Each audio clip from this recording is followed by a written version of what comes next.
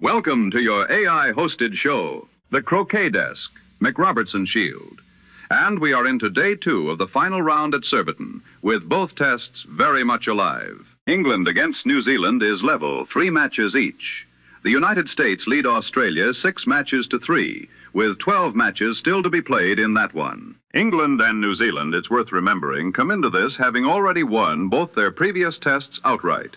So something has to give. Cordelia will have plenty to say about how those matches are falling, not least a double session that has been rather unkind to a certain England fair. Cordelia, where do you want to start?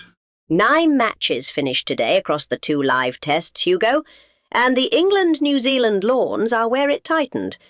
3 of them were decided there today, and England took 2.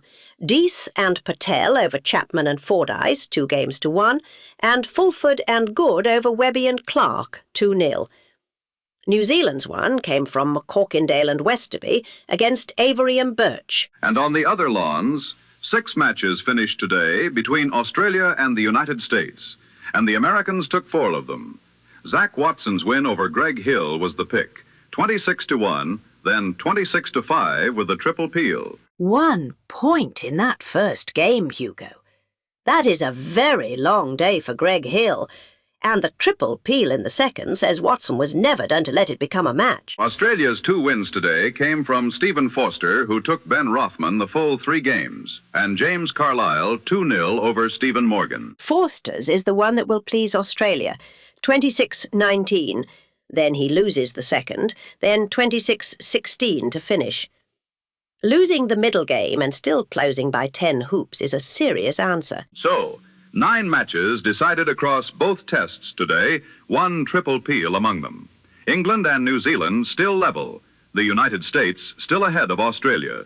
We'll have where both ties stand at the close of play shortly. Watson and Forster are the names on the lawns today, for very different reasons and very different methods. So, where does that leave things? England have won both the tests they've finished. Australia 16-5, the United States 15-6. New Zealand have won both of theirs, too. The United States 14-7, Australia 16-5. And the United States and Australia have lost both of theirs, which is why these last 2 ties matter so much to them. Precisely. Australia versus the United States. 9 matches played, the United States lead that 6-3, 12 still to go. Nobody's won it. And England against New Zealand. 3 matches each after 6 played, 15 remaining. As open as it gets. England and New Zealand were the 2 sides who won both their ties in rounds 1 and 2. This was always going to be the test where something had to bend, and so far neither has. In matches won, yes, level. But look at where those 3 New Zealand match wins have come from. Twice against Avery and Birch in doubles, and once Fulford and Good dropped to Chapman and Fordyce. Avery and Birch have lost both their matches in this tie so far, and Death and Patel have won both of theirs. Which means England's 3 match wins are concentrated in 2 pairings, and New Zealand know exactly where to press. 15 matches still to be played in that tie, and 12 in Australia versus the United States. Both open, both live, and more tomorrow at Surbiton. The standout match from this tie, and Cordelia, I think you've already earmarked this one, is Death and Patel's second doubles win over Chapman and Fordyce. 2 games to 1. 26-0 in the first. Chapman and Fordyce didn't score a point. Then England dropped the second.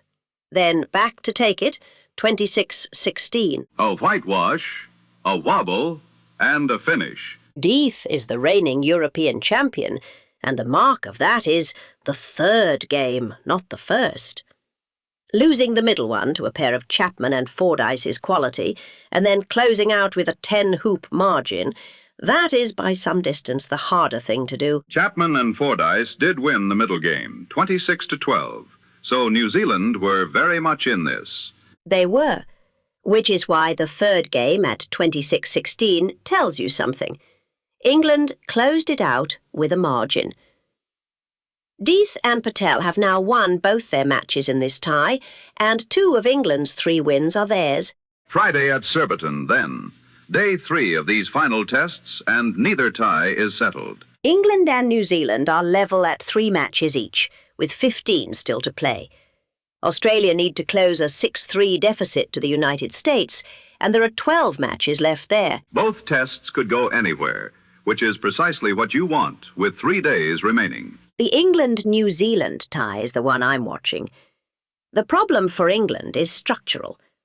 Avery and Birch have lost both their matches in this tie, and New Zealand know that. Death and Patel have taken 2 of England's 3 wins so far. Which is a lot to ask of one pairing across 15 matches. England need more names on the score sheet. And on the other lawn, the United States hold a 6-3 lead over Australia with 12 matches to come. That deficit is real, but far from insurmountable at this stage. Australia have won 3 of the 9 decided. They need a run, and Friday is the day to start one. And that brings us to the close of play. Before we go, a brief word.